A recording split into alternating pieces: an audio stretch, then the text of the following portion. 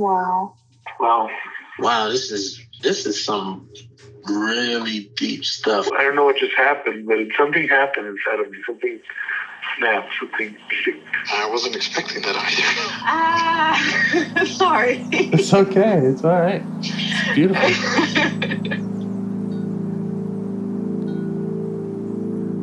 Monster is like really small, but it had to become that to stop me. And then the hurt child became present when you mentioned it. And I didn't realize this until now. There were things that I didn't remember until now. Funny. I haven't seen that before. It feels like I'm the monster. I'm kind of seeing images of things. Of a world where they can exist.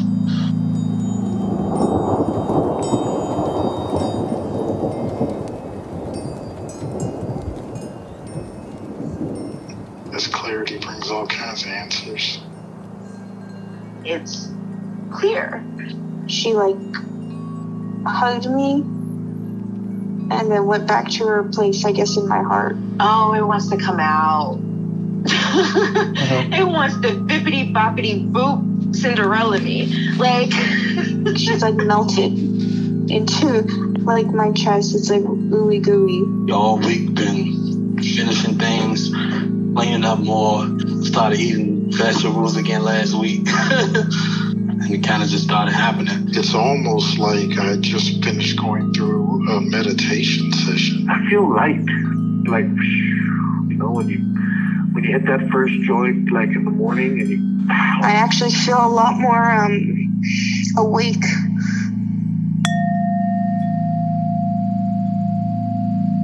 James. Parts before call check-in.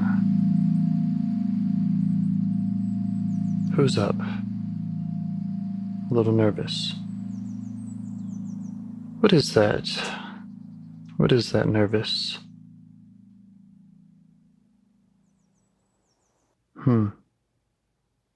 Maybe a little calm before the storm.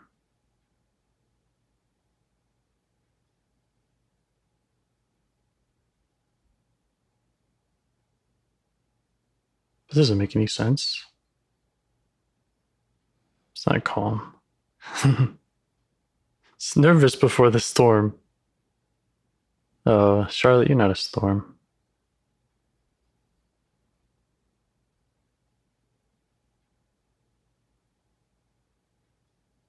Okay, but somewhere, something's brewing. Storm of my own parts?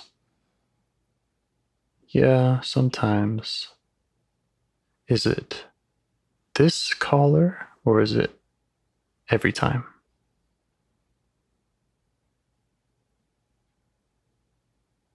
Kind of every time.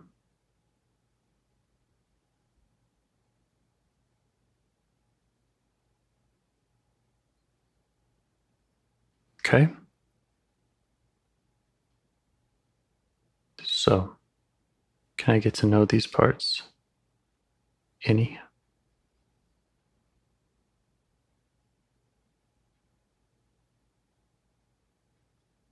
Oh, of course. Well, there's the part that says, I hope you don't destroy your reputation today.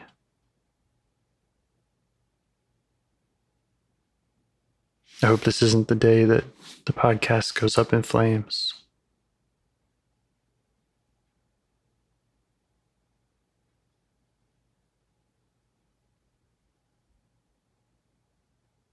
I feel towards that part. 36% blended. Let me get a look at that part.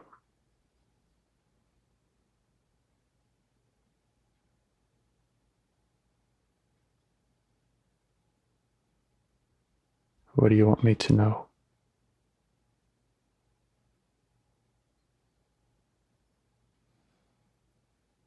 This part's kind of really worried. If you say the wrong thing, it will all come crashing down.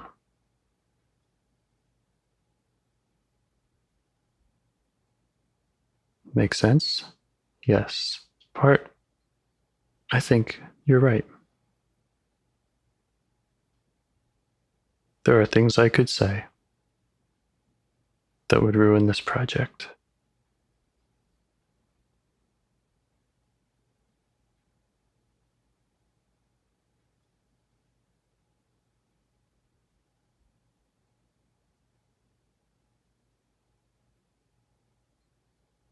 But what if you say them? Okay.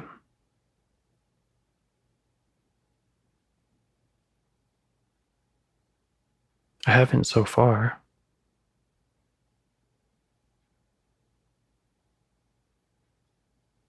You're just getting lucky.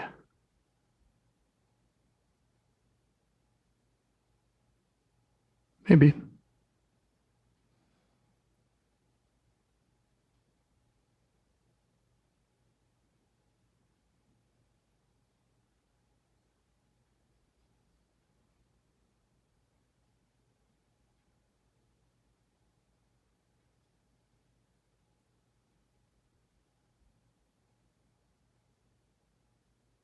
What if someone throws something at you that that pushes all your buttons and makes all your parts go crazy?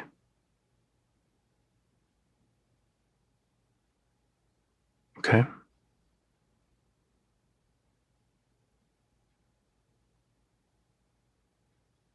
Can we think of an example or anything? Can you give me any more clarity on what that would be? But what if they say that they hate you? Okay.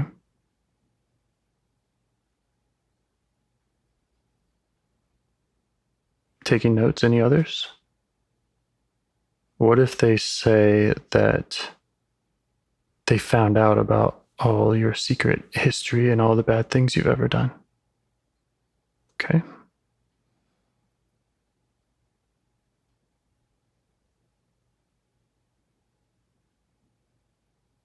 What if they say,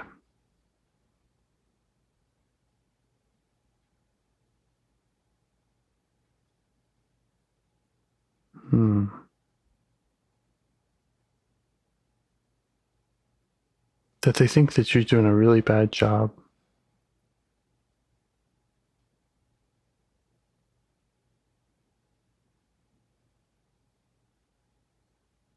And they listen to a real therapist, and the person was way smarter, and that person also said you're doing a terrible job.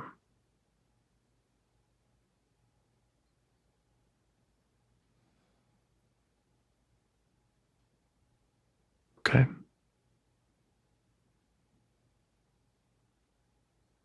Anything else?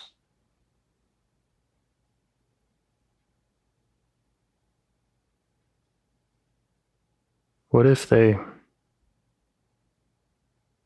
just won't shut up, and you can't talk,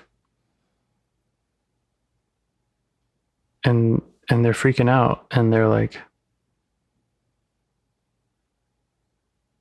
and they just make everything wrong, and they're like really disagreeable and just having a tantrum?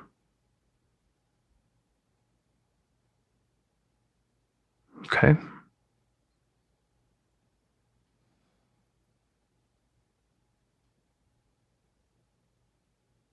Those things could all happen. So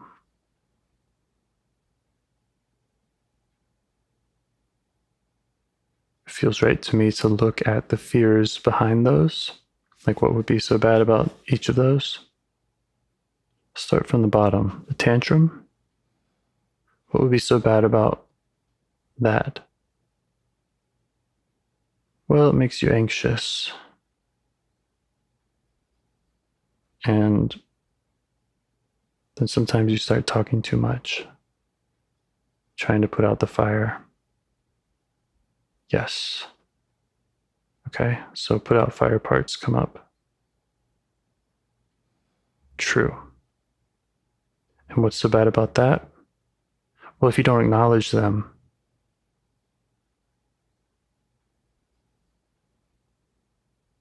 that's it. You're not doing IFS. True.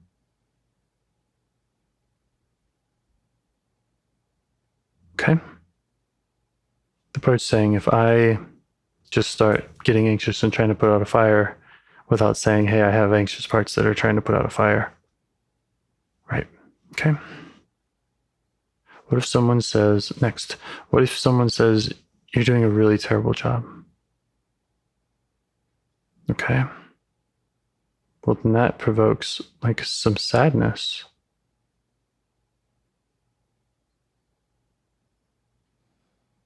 Yeah. The part says, well, you don't want to do a terrible job. The part says, we really tried.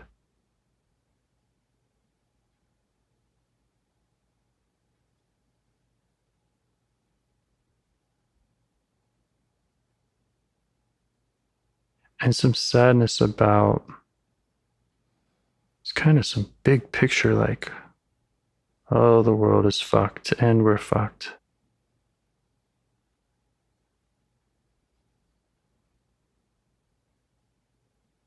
You know, if we can't even give something away, that's the whole aim is just to listen. If we can't do that,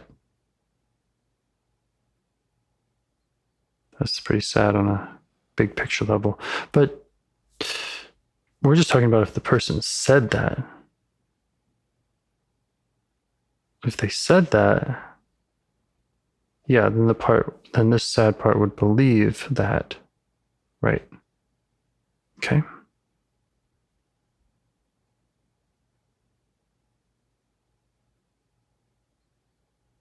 Next, what if they said that they found out all of your secret history and all the bad things you've ever done?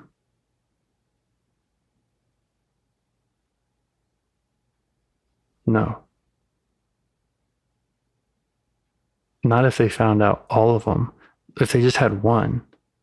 Because, if they just found one and they're like, remember that time you did this bad thing? Maybe you did it on the podcast. Maybe you did it outside of the podcast. They find out about it.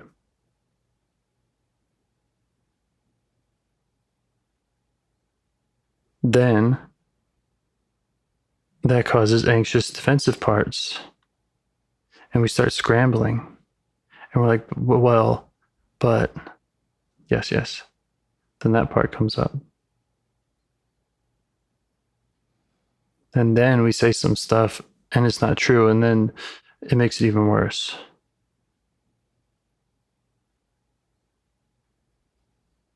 Okay.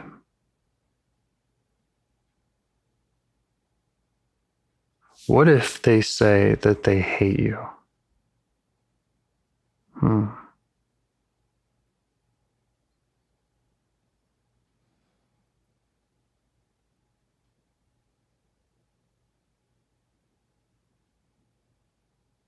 Okay, what would be so bad about that?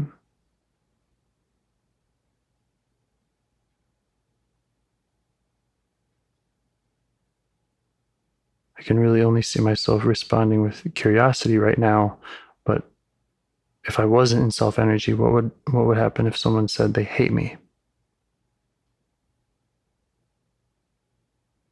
They hate me, they hate working with me. They hate the way I talk. They think I'm fake and shitty and just they're repulsed by me.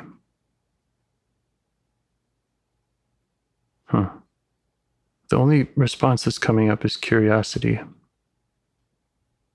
But that was the first thing you said, so I assume there's more fear behind that.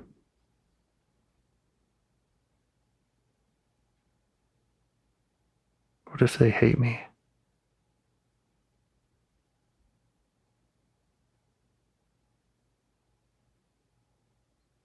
I feel like that's that one feels like more of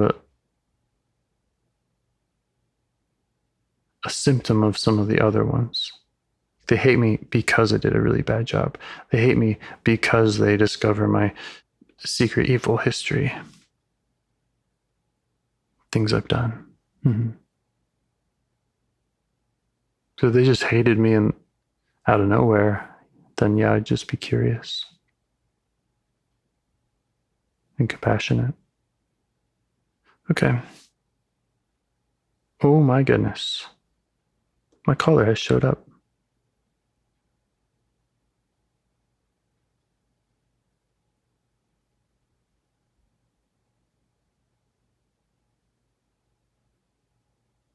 Hey. Hi. Hello. Hey, can you hear me? I can. All right. Welcome back to Live IFS. I'm so sorry I'm late. So sorry. I'm glad you're here. I got sort of carried away with another project. Thank you. I'm so glad you're here. Yeah, I was just doing some parts work. Yeah, it's great. Oh, you got a little choppy there. How are you? Good. How are you? How are you? I'm good. Can you not hear me? I am also, well, pretty good. Yeah. Yeah, I can totally hear you. Can you totally hear me? Are we lagging a bunch? Is there like 5 seconds of lag? I'm not getting any lag. I don't think. Okay. I hear you normally. Okay. Not me? Yeah. How about now? Feels like we're talking over each other, but maybe it's getting better. I can go outside maybe. Should I try to find another joint, another place? It's always me. One thing we know for sure. Oh no, that's not true. No, it is. It is. I think it's better. I think it's better now. Maybe we're both just like that. Yeah. Overlapping. Yeah. Yeah, maybe we are. Well, if it for whatever reason gets worse, I'll go outside. I love hearing your real voice. Oh, instead of the concealed one. Mm-hmm. Yeah. I still haven't listened to that last episode, our last call, Okay. Was that our last call? It was.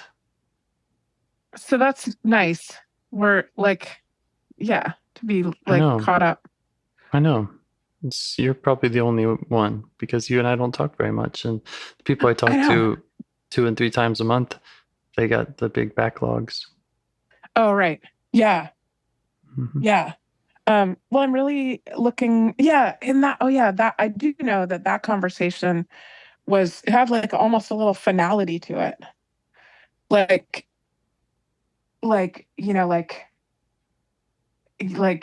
sort of taught me the ropes or something, or I was going to try to do it sort of on my own. You mentioned that. Yeah. You mentioned a lot of your successes, things that were going right for you. And we talked about,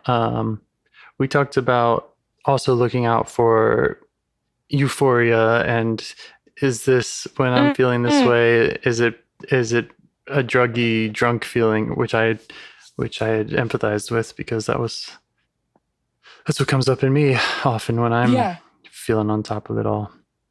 Yeah. And also, right, like, and are we just like kind of being like scolding ourselves or something, which is like we're like allowed a bite of euphoria every now and then, right? Mm-hmm. It's like yeah. Well, I mean, I think not the euphoria, but I think much of that feeling that we discussed has persisted. Which, my father's still alive, continues to be in hospice, and he, I'm up there seeing him a lot, and it's just incredibly interesting and sort of psychedelic or something to just be close to his death. It's just really interesting and really like a kaleidoscope or something, just always changing. Wow. And then, and my son's off on one of his many adventures.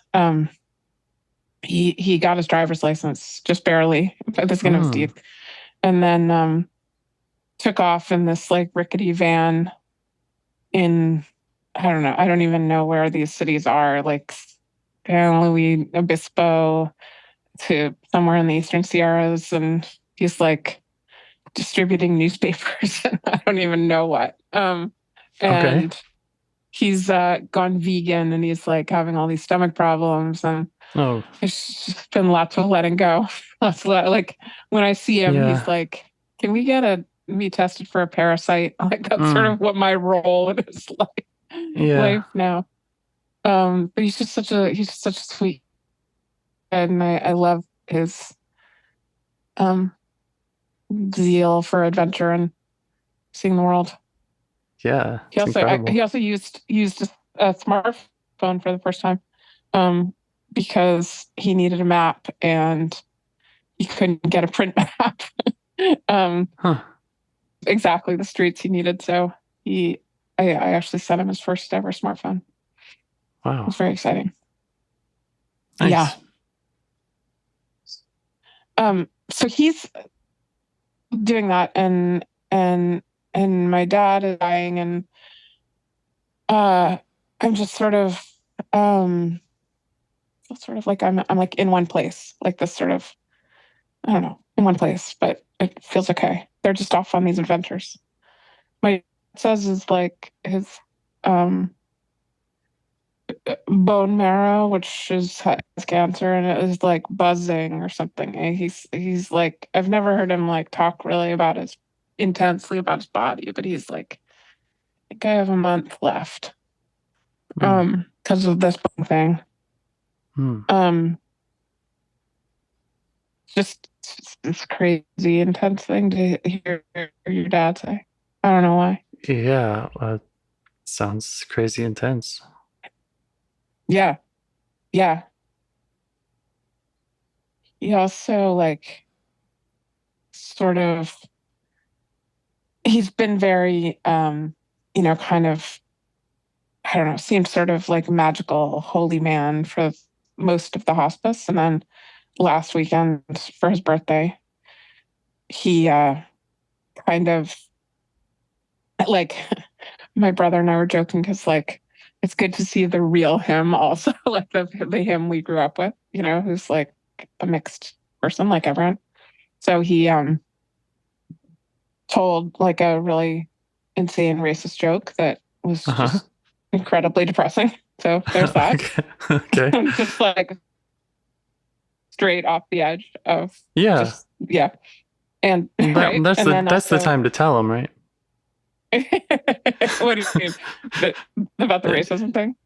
Yeah, end of life. You save all your insane racist jokes for the. Oh yeah. He's like, exactly. All right, a month left. I got to get this. I got to get these out. Right. Hilarious. The kids are gonna love them. Yeah. I mean, it was just like, yeah. I mean, my mom's like, I think he like is channeling his dad or something.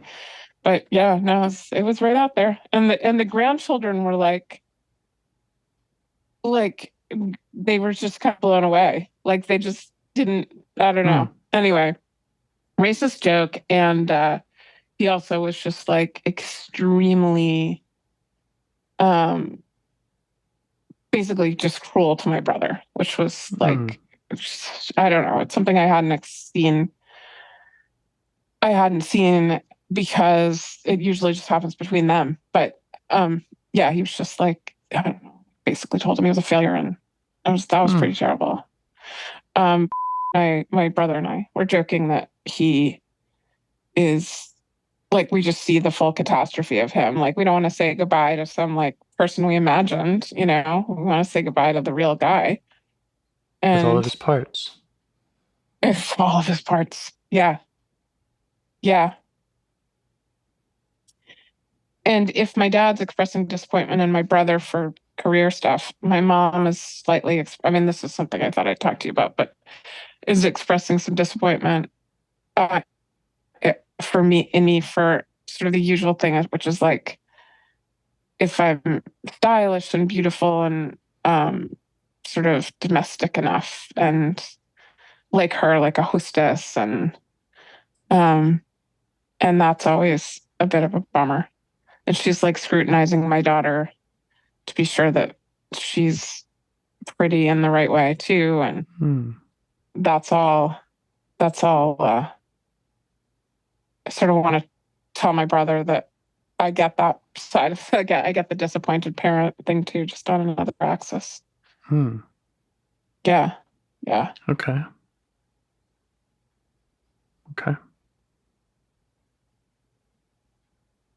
So that could be a good place to start. Yeah, very entrenched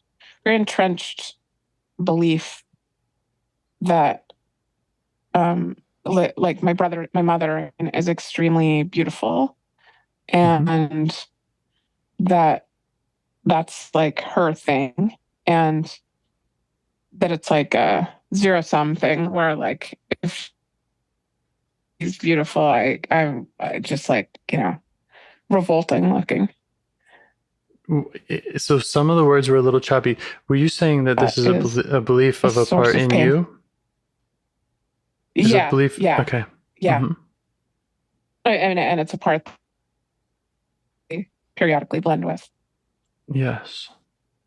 The part that feels like mom's beautiful and I'm revolting because I don't look like her. Yeah. Okay. We can go there. Yeah, I think that feels right. Okay. Would you like to have a minute of meditation? Yeah, let's go for it. Okay. I'll set a timer.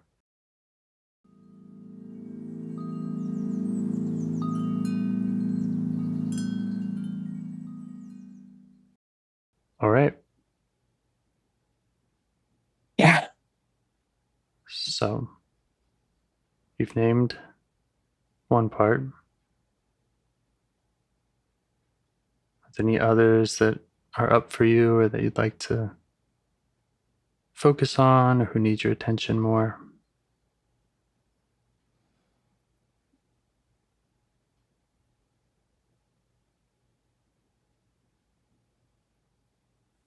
There's a very strong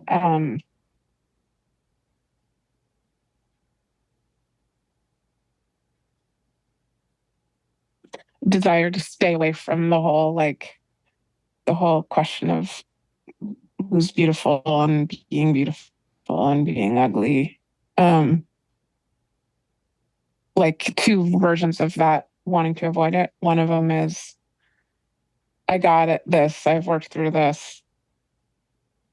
I'm tired of or bored with the subject. And the other one is like, that's something for anorexic teenagers. So I guess it's sort of similar. It's like, I don't want to have this like small-minded problem or something, or like something that I should have gotten over a long time ago. Like those two things are so powerful that they're crowding my vision right now. Okay. Those parts are welcome. And we don't have to go anywhere that doesn't feel right. Yeah. So you could just let them know that you see them.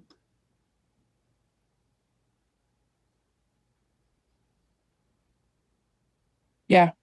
And you said they're clouding your vision. Maybe ask them to step back a little so you can get a better look at them. Just to understand them better. Yeah. The big one is like, there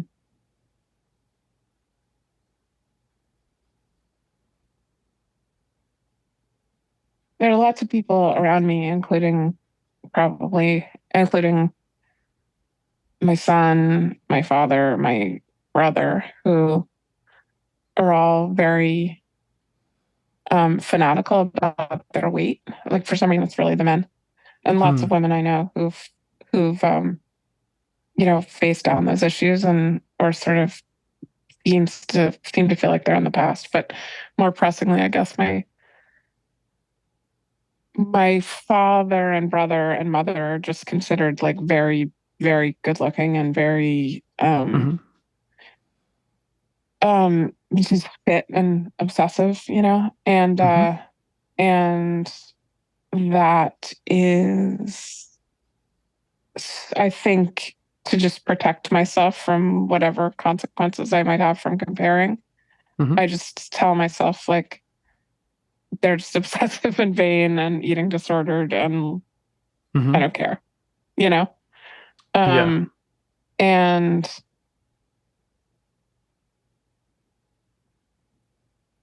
right. Yeah. And Something is like that. That's kind of the same part as like, and I've worked through this. Yeah. I don't have an obsession about this. Right. Exactly. They do. Yeah. Yeah.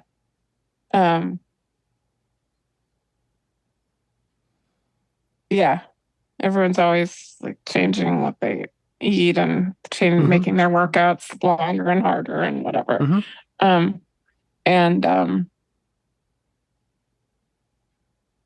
Yeah. There could be some truth to that, right? That they have parts that are working too hard for their image. Yeah, I mean, I think it's more that I'm like trying to find fault with that stuff, because I mean, I feel like, I don't know. I guess some of the obsessing seems like it's something I really, really had to put aside. I mean, I just went through the usual, or I guess the usual phases of kind of starving myself and working out all the time. And then when that became less effective, after like pregnancy loss and other things, I still was obsessing, like absolutely obsessing over every single thing I put in my mouth and thinking about it all the time. And then I was pretty able to stop like weighing myself or worrying about what I ate or whatever. And also like thinking like, oh, I should have Botox. I should, just spend a lot of time contemplating all that stuff. And then I really let go of it. And then like during the pandemic, it was hard. Like, I don't know, just like quitting a lot of stuff, just like constant manicures, Botox, hair stuff, whatever. And and did so go ahead. So sometimes I'm like, yeah, that's awesome. I quit all that. And then I see my mom and like feel the judgment of her. And I'm like, who am I kidding? I'm just like gross now, and like I should have kept on top of that. And like, why do I say they're obsessive? I'm the one that's like, let it all go. My brother's like winning competitions and still in the gym for hours a day. And he's doing it right.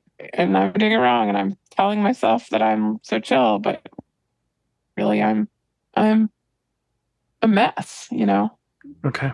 That's active here. Okay. So I'm hearing at least two parts. The one that did have some obsession, the one that says it's the usual phase of starving yourself, and that was driving you, and that was where you were. It was in control. Yeah. You had another part that said it's time to let this go. These other people are the ones who are obsessed, and we got to get over this. And so there are these two parts that are kind of arguing about how to deal with what I'm guessing is a third part, maybe an exile, which is just experiencing pain, shame. I'm just guessing. Yeah.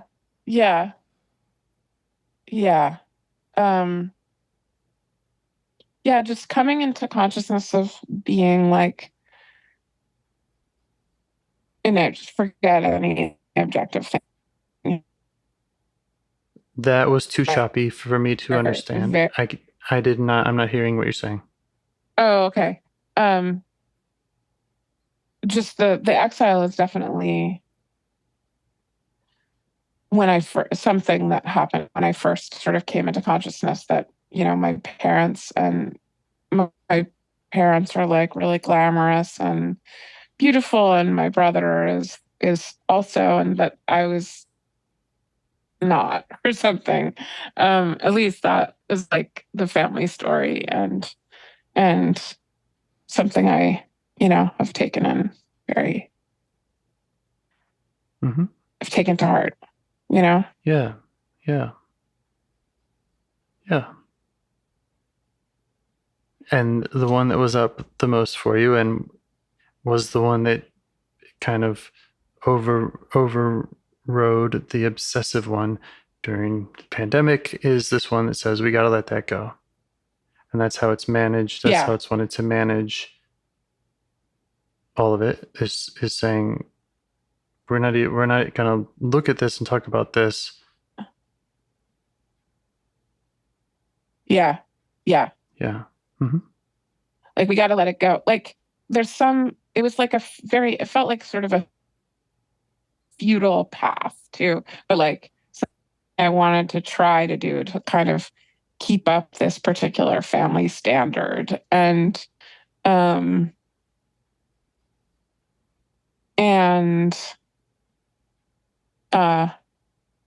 like my brother does this modeling and stuff now, and there was some of it was like definitely out of reach, but I don't know. I guess I thought while I was growing up, I thought like maybe if I, I would be super thin, like thinner than my mom and taller, and like just, I don't know. Oh my God, it's crazy. I'm like, all the specifics are coming back, but just all the disciplines required to dress and do all these things, right? And I think I thought that I had a shot or something of like being like them, but I knew that it would like take me that much more work than anyone, right? Yeah. I mean, then it took them, and then I was like, this is just folly, because like I can't get here from like absent nose jobs or whatever. I'll never get there.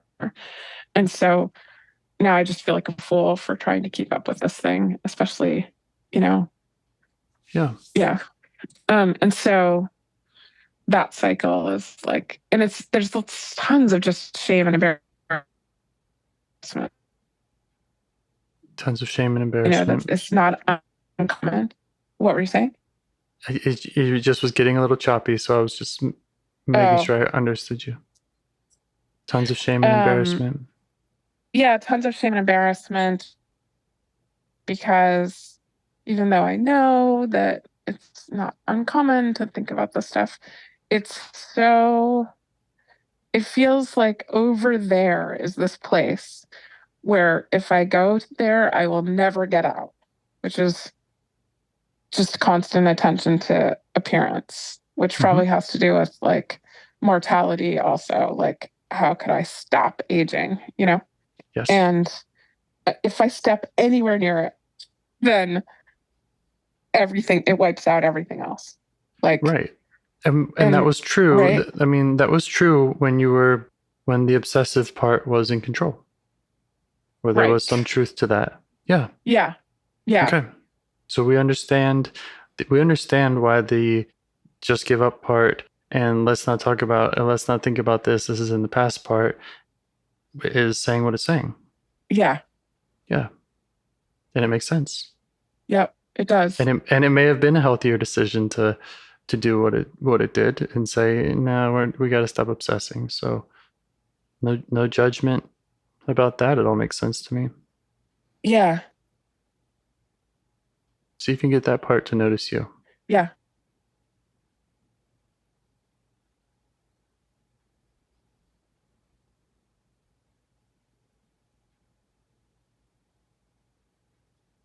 Okay. Yeah. Okay. And let it know that it makes sense. It's the part that says, put this behind you. Not worth it. Don't even go near it. Right. Okay. Yeah.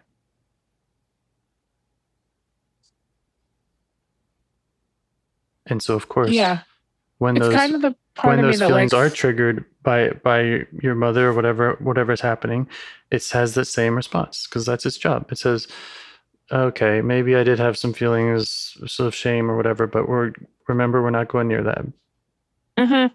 Yeah. Mm-hmm. It's kind of like, I mean, I like giving things up, just like I don't drink anymore, or I don't smoke anymore, whatever, just like really decisively, you know? Yep. And this was one of them. I was like, it's just completely immature. There's no way I refuse to be like 50 years old and thinking about my weight like this. Mm-hmm. It's just not, I absolutely refuse. And then like just trying to make it a discipline that like other people worry about their weight, but I don't do that anymore, And like if it comes up, it's like just reroute my behavior, just entirely from behavior. Just don't pick up the first thought. Yeah. Okay. Yep. That's the reroute. Yeah. That's the reroute part. Yep. And it feels so good to be like, I used to do that. And now I don't because I like have control over things. And right. And then I like see a picture or like I get a disapproving look from my mom and I'm like, I really committed. It's like maybe I don't need to, go all in on giving up. Like, yeah, exactly. Avoiding, rerouting. Yeah. Yeah. Okay. So let that part know that we get it. That there is that pain that comes up when you get the disapproving look, though. Yeah. That's still there. Yeah. Very much so.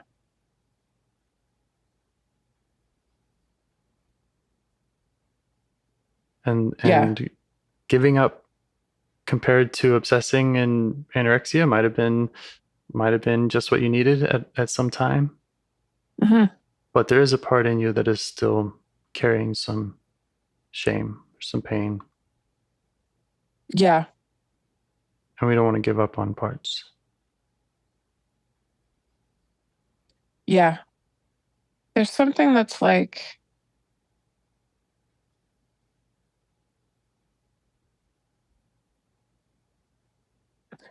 there's this like plain, simple longing to be beautiful, but then there's sort of, I don't know, that feels like very, very simple. And then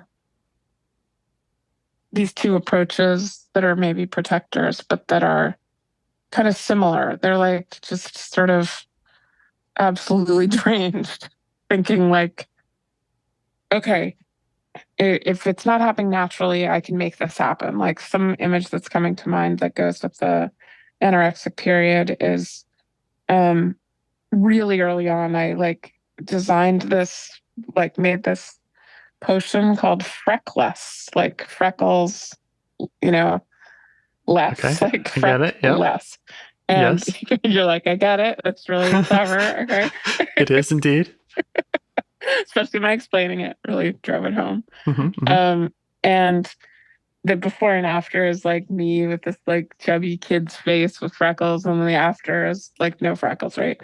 And looking much more sophisticated with eye makeup on. And I don't know, Mm-hmm. I was little, but and it was lemon juice. And I just was like, if I'm stuck having freckles and like a chubby face, then at least I can just use some ingenuity to like make this go away. And I just like, rubbed this like stuff into my skin so much, thinking like it just takes some discipline and I'll pull it together, Right. And then and somehow the giving up part is another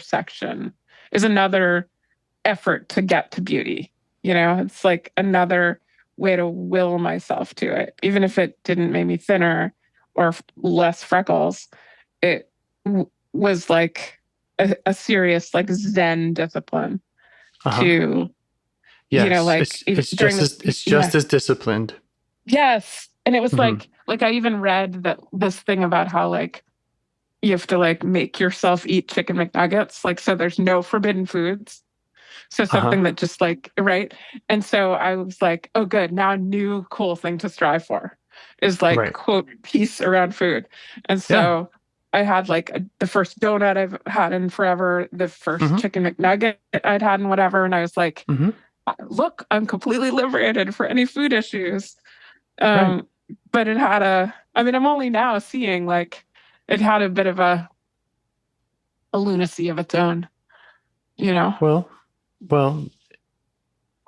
it had an intensity and it's drained. Yeah. Yeah. And it's drained, did you say? Yeah, you said both of these parts were drained. Yeah. Yeah.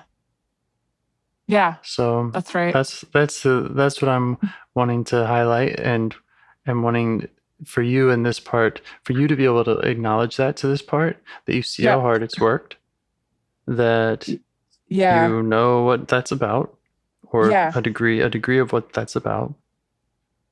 And to show it appreciation.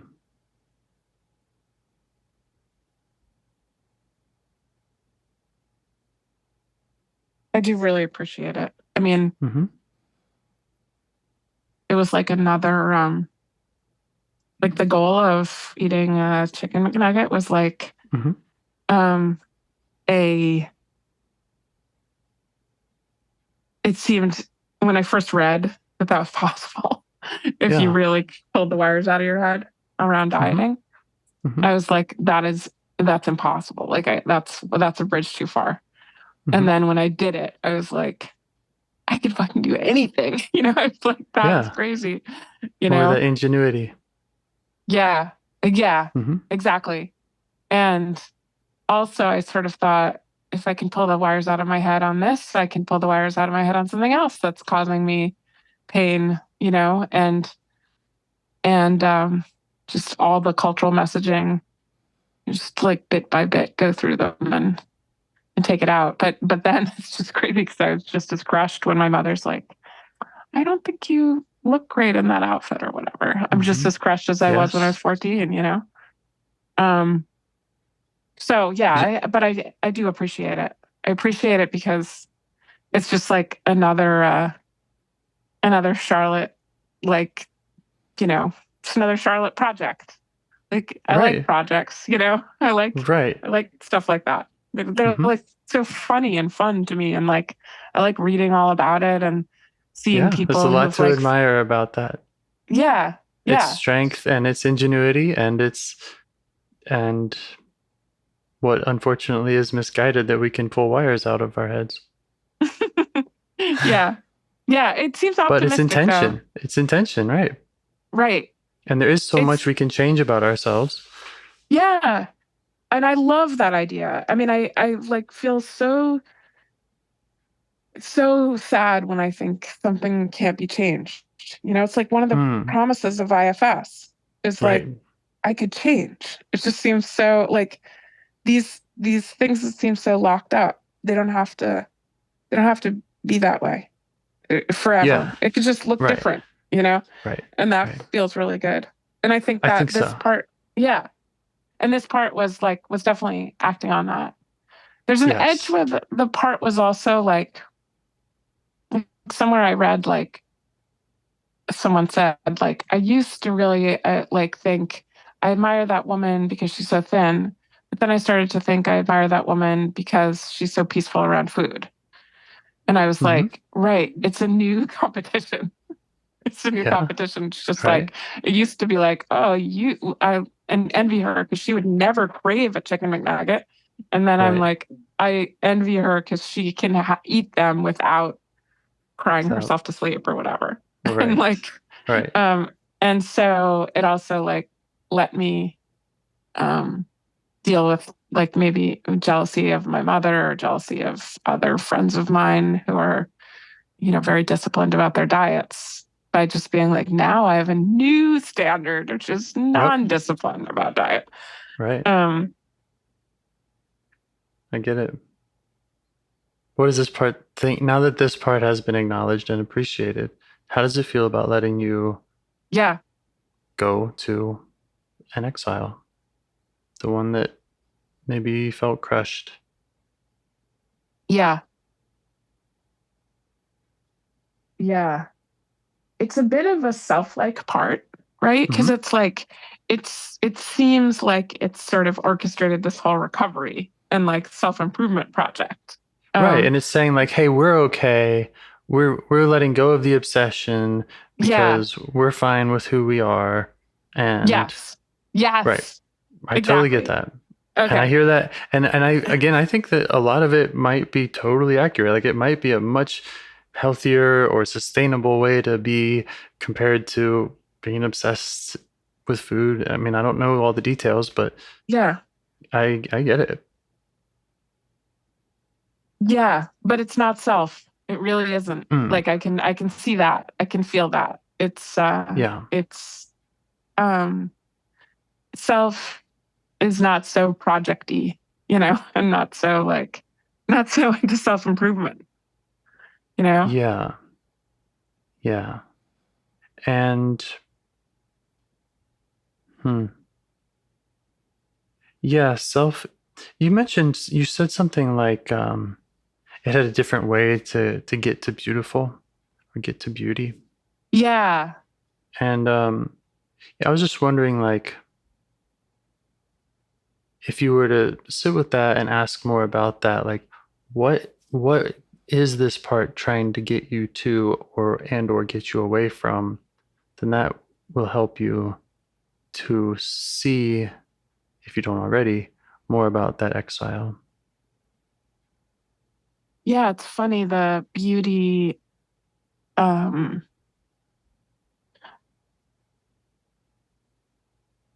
it sort of seems like it just always has a lot of striving attached to it.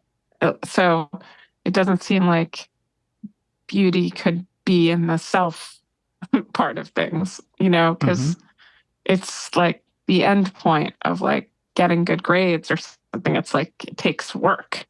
It doesn't take compassion, it doesn't take courage. And if, yeah. So I mean, the exile has the feeling of like just total defective inadequacy and just something kind of just gross and badly formed and in need of just like a lot of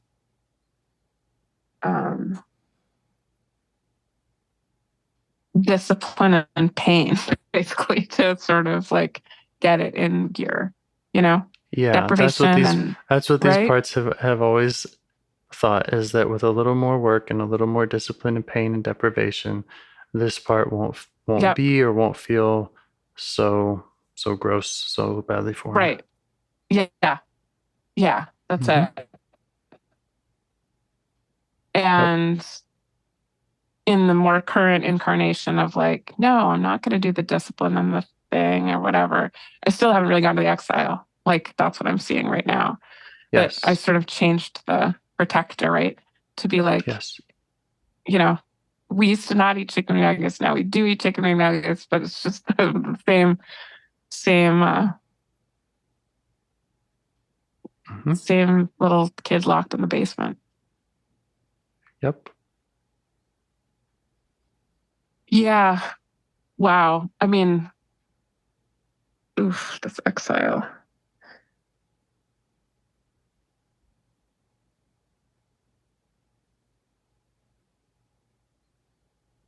I've sort of, okay, but I mean, what's coming up is that there's in the Freckless advertisement that I drew, the picture that I drew on the left side before she was fixed is like this circle of a face, just total circle, like just no cheekbones, nothing.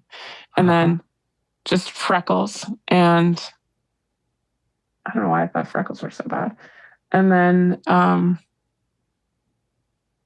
just this kind of sad, very brown hair, dishwater, whatever, parted in the middle. And I mean, just looking very childish and looking very, just like plain, like your absolute definition of like sort of forgettable and plain, or at least that's how I see it. I see that person, like small eyes, clearly no makeup, just plain, like, that's the plain sister. No one thinks about her or whatever. And then the next one with the no freckles is like, just has had all this work applied to her, like makeup and hair and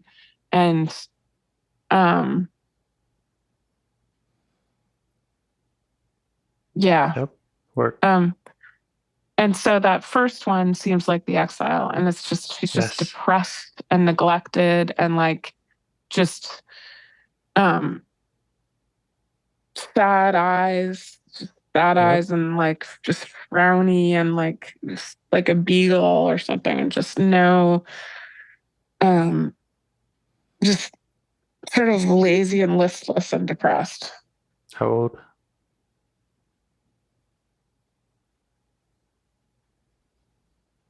Maybe 4 or 5. 4, 5, 6. Okay. Oh, like, I mean, 6, which is the time I know we've talked about. I think 6 or something like that. I went on some vacation and someone put cornrows in my hair. And you probably don't remember this movie 10, but it was like starring Bo Derek, and she had cornrows in her hair, and it was about how she was a 10. And so my dad said, "You look like Bo Derek with your hair like that, right?" And I came into school, and this like bully guy, I mean, he was like, "Whoa, what'd you do to your hair?" And I was like, "My dad says I look like Bo Derek." And I didn't know what a 10 was or really who Bo Derek was. And she was like in a bikini on the thing. And he was like, "Yeah, that's not happening," or whatever. Just like, just like, haha, why would you even say that? And it was just so dark. It was just this really dark moment where I thought like this kind of cool hair thing looked just ridiculous. Like I was just never going to get there, to anything that like looked cool. And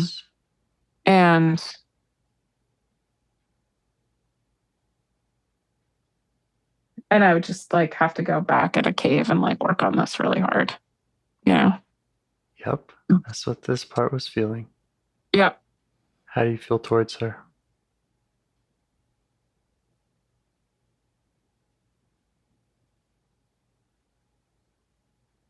I'm a little afraid of her. A little like,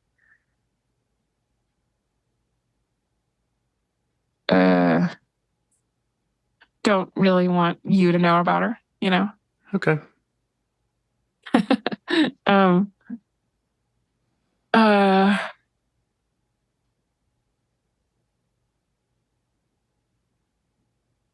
What would happen if I knew about her?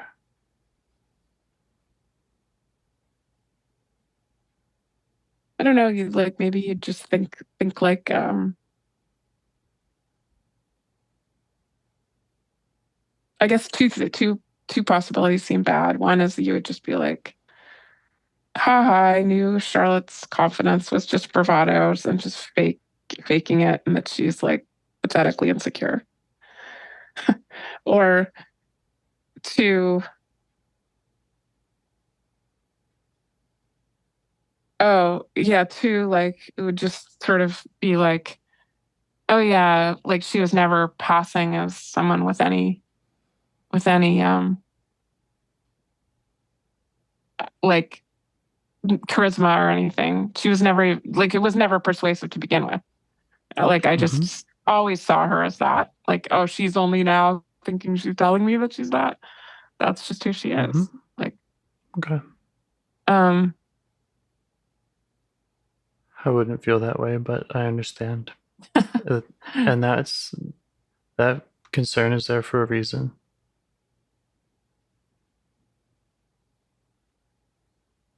Yeah. If I were to see a young part in you that was dealing with that sadness, then, well, I would just see a young part in you that's dealing with sadness like I do with every caller and in myself. And I find it to be normal and deserving of our attention and care.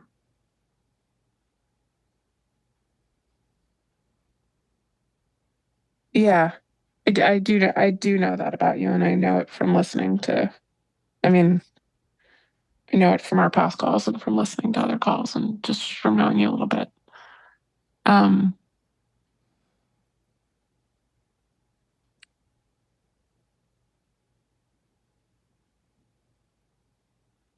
There's this, not long after the freckless thing, this like aunt of mine had a,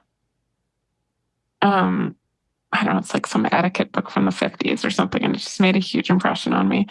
And there was like always the story in it of like, there's a girl that comes in the party and she's not the prettiest one and she's not this and that, but she has something about her that's captivating, and it's charm.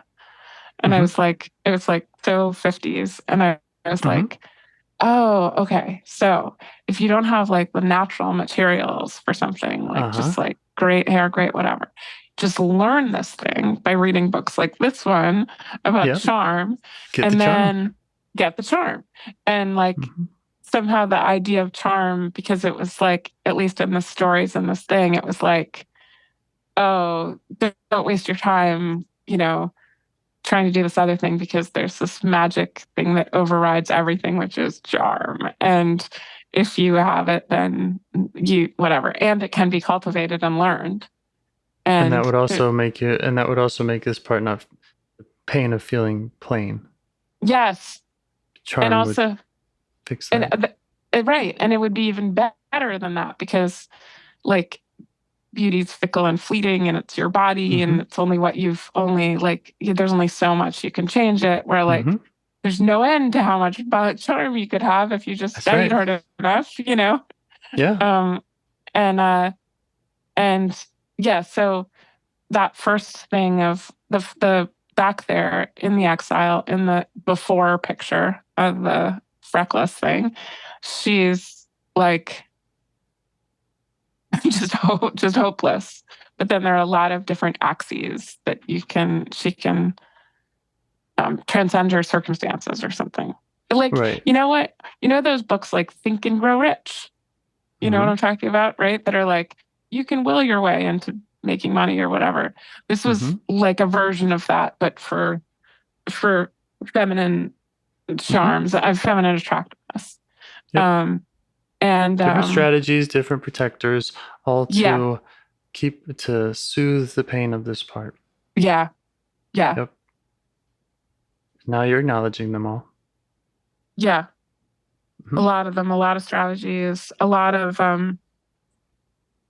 just the whole like edifice of my life, or just like in many ways, like all the projects, and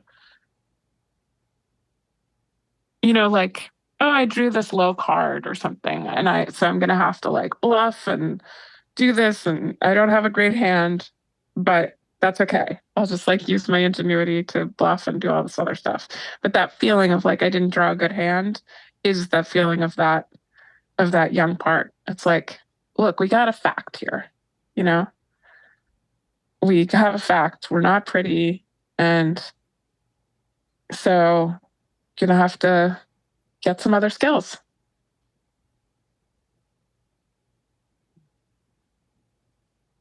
You got to look for like a second prize or something, but it's just the confrontation with the fact that is like the look in the mirror. That's like, oh, okay, this is who I am. Yeah. So I've got to start concealing, and I have a lot of work to do. It's going to be really laborious, and I can't let down my vigilance, because, and I got to get over the grief of like, this is what I'm stuck with, because that will keep me from fighting it or something, or dreaming up ways to make it better. We're learning a lot about this part. Yeah. Just like earlier, you said that the parts didn't want James to get to know this part. I'm wondering how your system and your parts feel about letting yourself get to know this part from a compassionate and curious place. Yeah.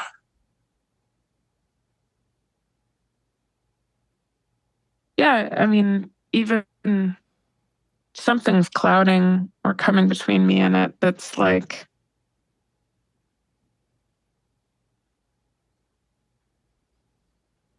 doesn't want to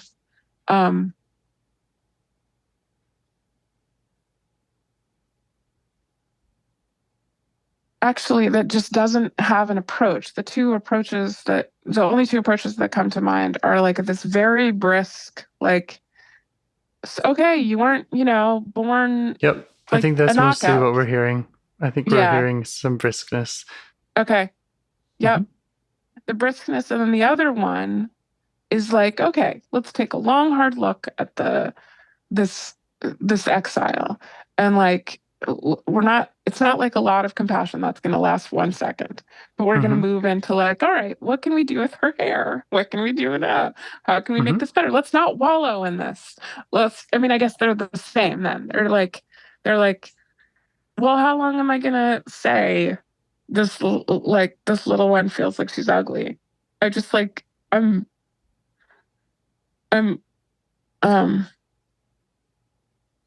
like I go to like, come on, almost every boy in the world is like, oh, look, I'm not going to play in the NFL. And he's not still sitting there in his 50s saying, I can't believe I don't play in the NFL.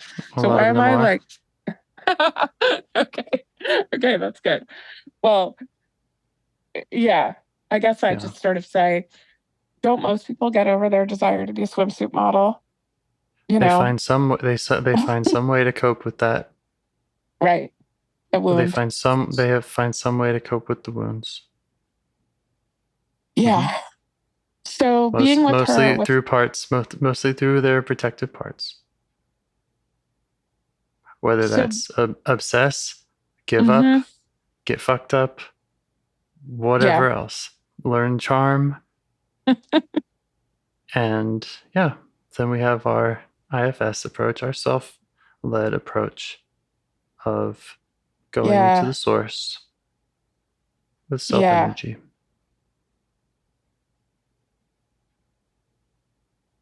Yeah, I'm sort of seeing like approaching her like as if I was babysitting for her and thinking like,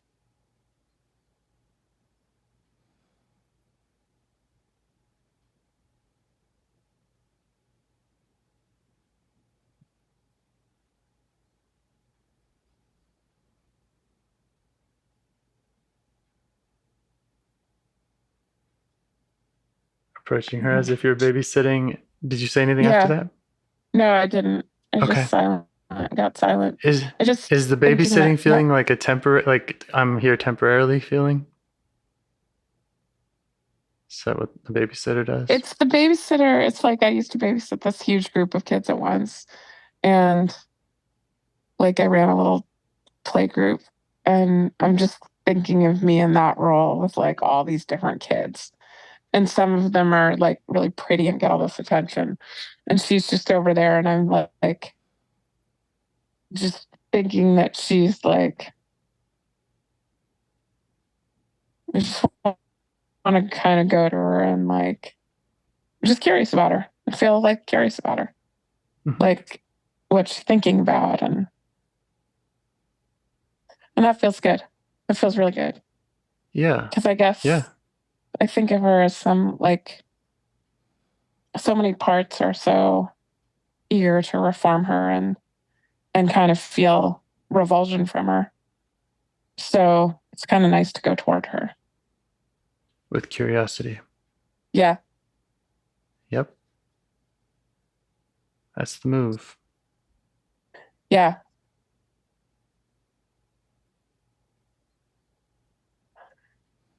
Yeah. I mean,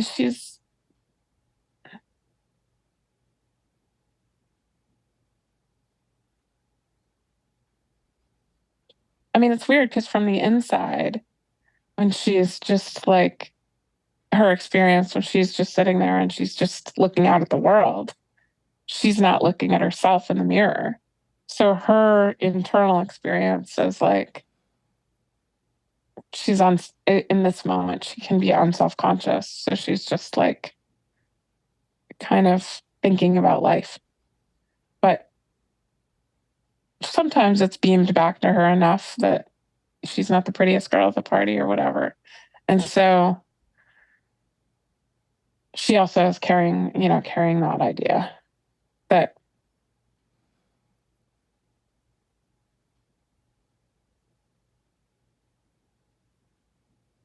she's like sort of like the odd one out, or she'll never get it right, or just that she needs to be fixed, you know? Yeah. You let her know that you're seeing that about her.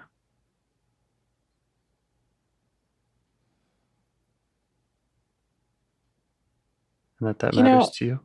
James, it's like there's this one thing that it's really hard to, on this score, not just say, don't worry, you're not ugly. You have nice hair. Or at least that's my temptation. Yeah, that's a part. Yeah, that's a part, right? And so I guess I'm having trouble staying with self on this one. It's so sensitive that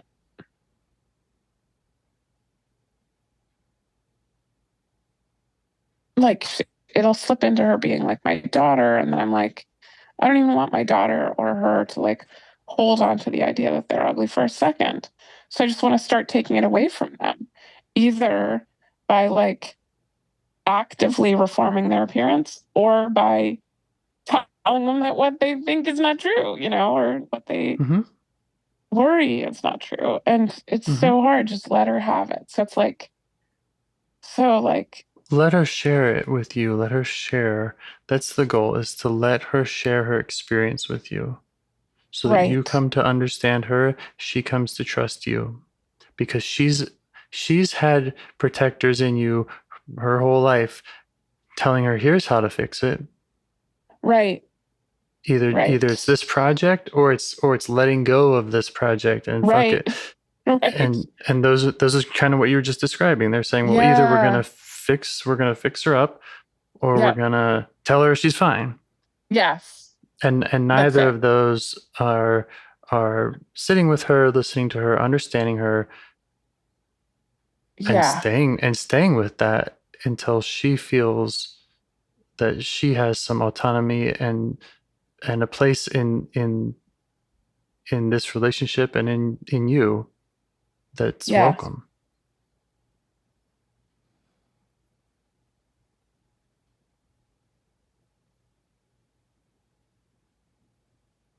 But I think it's really great that you're noticing all of these parts. You've named so many, and you have a clear view of all of them. Yeah, they really crowd in around this. But while you were saying that, I did have a glimpse of her experience.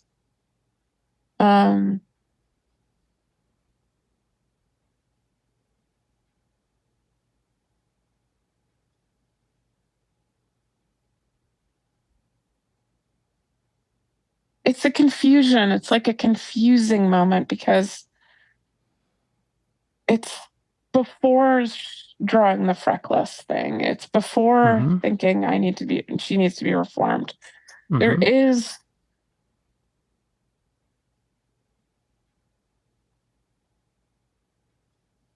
there's just this moment where she like it's in this one, not historical moment, but just sort of imaginary moment where she like doesn't even have a thought about how she comes across or what she looks like, and then just suddenly does and realizes that that's like a lot of life might be determined by that.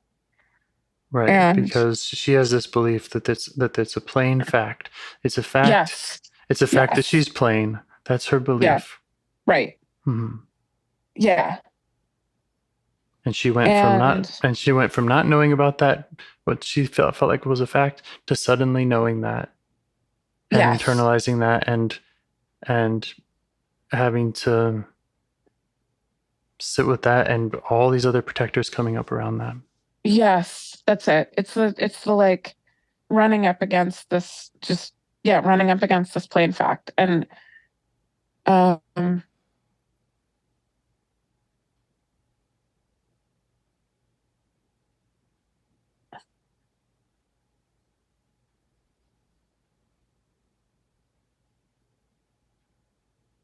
just running up against it over and over again, Yes. like just being freshly surprised that just like she's just constantly stuck in this state of surprise. That, like, that's where she's been stuck. Yes. Yeah. Yeah. Okay.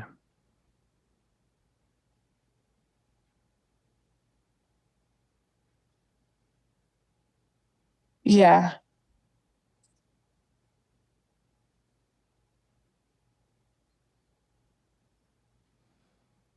It's interesting, like flickering in and out of sort of self. I can imagine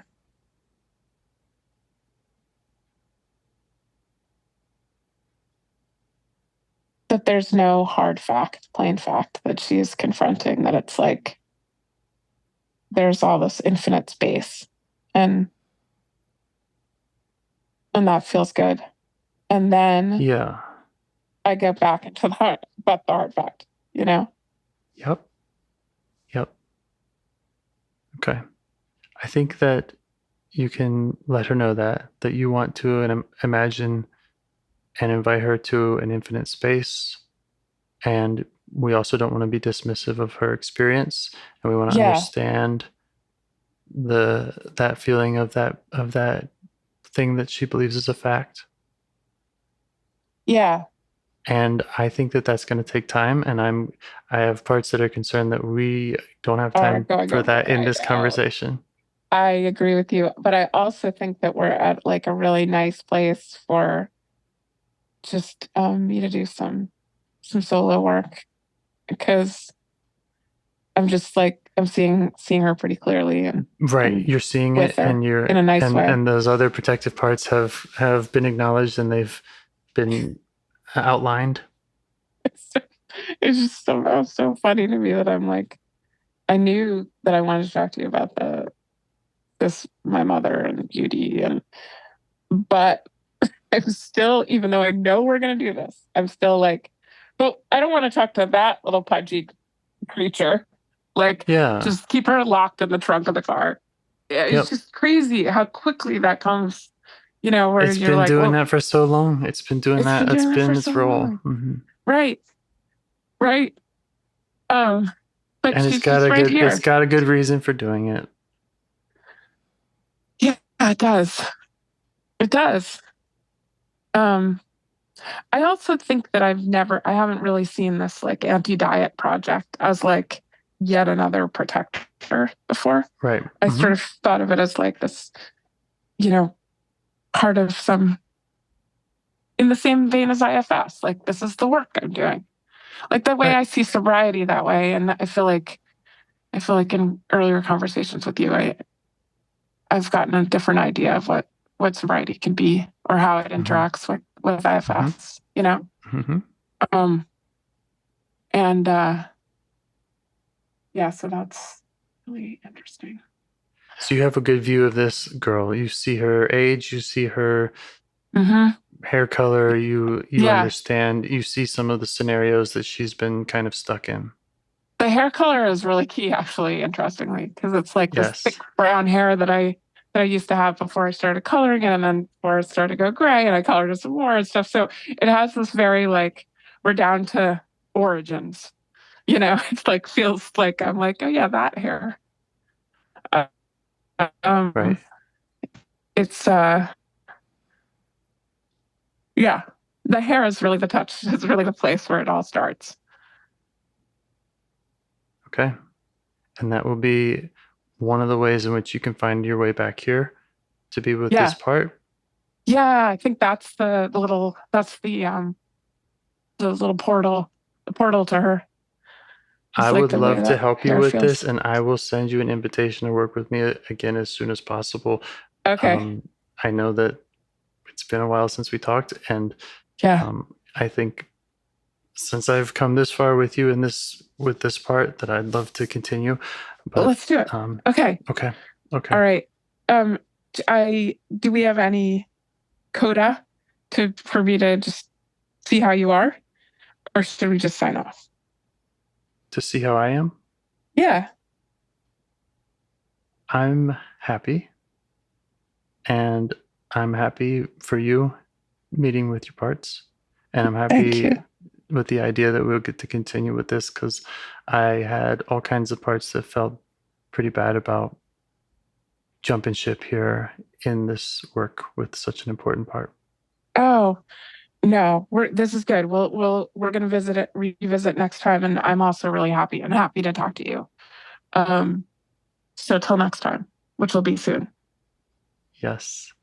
I'm going to send you some notes from this call because that's great.